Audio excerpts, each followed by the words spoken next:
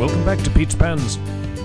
Today's culinary pilgrimage brings me to the Pyrenees mountains of southwest France, and I'm here to make the local stew of Pyrenean mountain lamb cooked along with the great Tarbais beans, which flourish here at the foot of the mountains. Before climbing to higher altitudes, I'm passing through the not very gentle foothills of the northern Pyrenean region known as La Bigorre. This is the region of the pilgrimage centre Lourdes, but I'm not stopping there, as I have an entirely different pilgrimage in mind.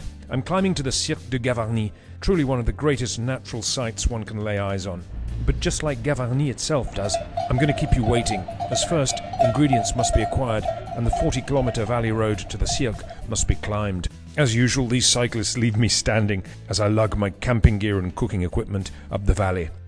At the little village of Soulon, I stop off to acquire some of the specialty produce required for the dish, as well as something traditional and local to wash it all down with. The Tarbais bean is expensive, but I'm informed ça vaut son poids d'or. It's worth its weight in gold. This local Pyrenean sheep's cheese looked marvellous, but I'd better pick it up on the way back down, because now the climb starts in earnest.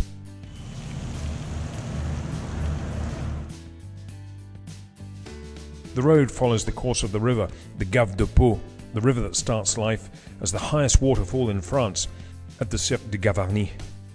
No prizes for guessing the other gastronomic speciality from these valleys.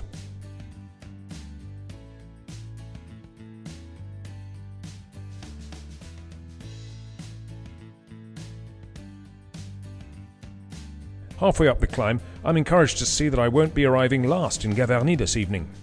Respect to this chap with a baguette sticking out of his pack. As Gavarnie approaches, the excitement of it all gives me renewed strength. Now, I don't know if this Bigourdin beret that I'm wearing has magical properties, or perhaps it was the prescription Lance Armstrong's doctor gave me. In any case, I'm flying up this mountain. Whew. Now, Gavarnie keeps itself hidden on the way up.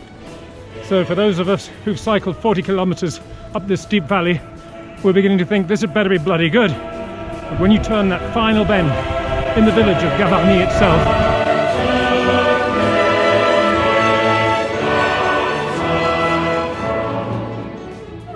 as lovely as this all may be, you do still get frequent traffic jams up here.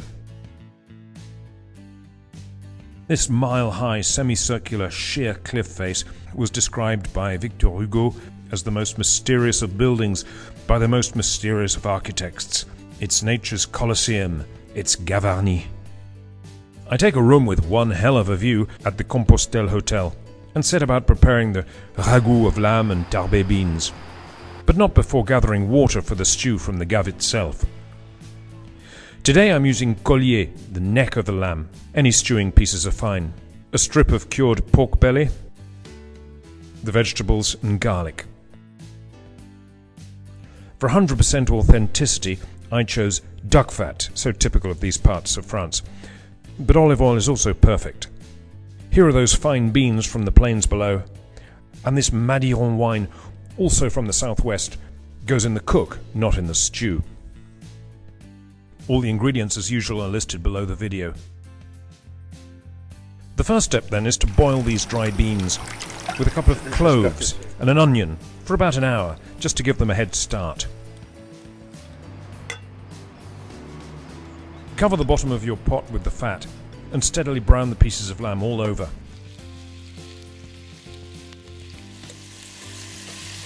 In this lovely, flavorful fat, sweat the onions, carrots, and the diced pork lardons.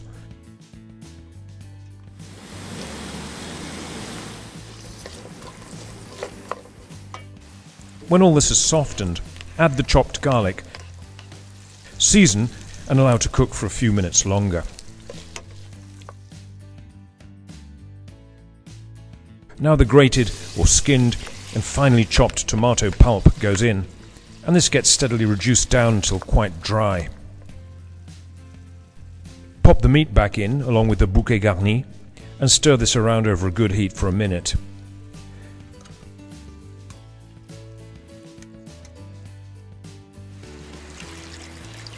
Cover with the pristine water from the Gave and contemplate the natural wonder that is Gavarnie.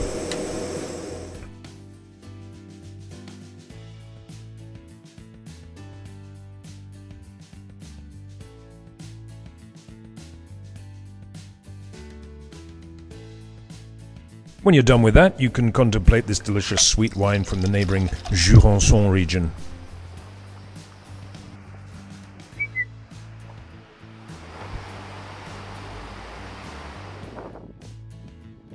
Now back to business. After an hour and a half or so, the previously boiled and drained beans go in. If you prefer a thicker stew, just make up a smooth slurry of water and a small tablespoon of flour and mix this in.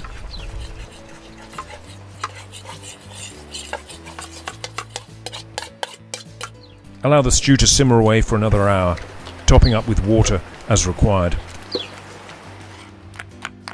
The final touch is to chop up parsley and garlic and add this at the last moment and just let it cook for a minute.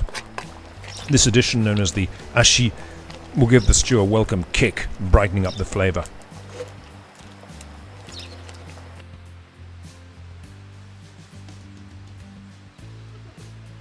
With my new friends from Toulouse wishing me bon appétit. Bon appétit de Gavarnie. I couldn't be happier with the texture and the deep flavour of this mountain ragout.